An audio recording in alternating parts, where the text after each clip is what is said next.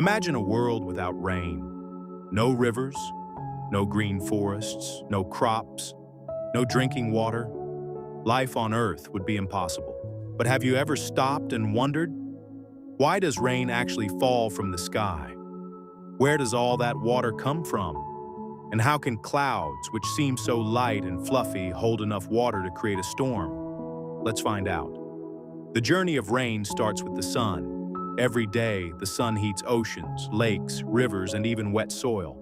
As water warms up, it changes into water vapor and rises into the atmosphere.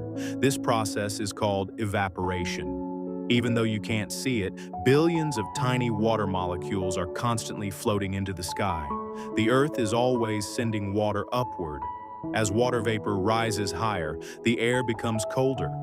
The vapor begins to cool and turn back into tiny water droplets. This process is called condensation. Millions of tiny droplets gather together around particles of dust and form clouds. At first, these droplets are incredibly small, so small that they can float in the air. That's why clouds don't immediately fall to the ground. Here's something surprising. A cloud can contain millions of tons of water, yet it stays floating in the sky. How? Because the water droplets are extremely tiny and lightweight. Air currents inside the atmosphere help keep them suspended. But clouds cannot hold water forever. As more droplets collide and combine, they become larger and heavier.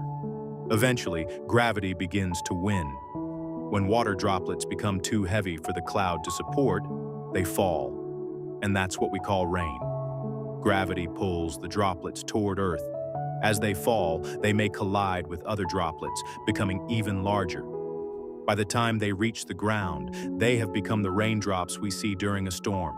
In simple words, rain falls because water droplets become too heavy to stay in the clouds. Not all clouds are the same. Some clouds contain far more moisture than others. Warm, humid air can create enormous storm clouds. These clouds continue collecting water until they release huge amounts of rain in a short time.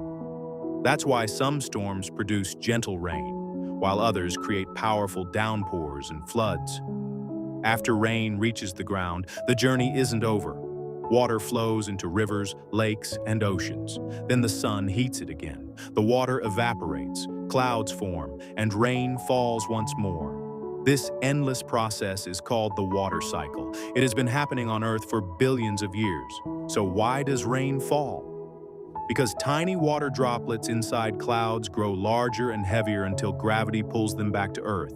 It's a simple process, yet one of the most important systems that makes life possible on our planet. If you enjoyed this video, subscribe to Think Nova for more fascinating science explainers, and tell us in the comments, what science mystery should we explain next?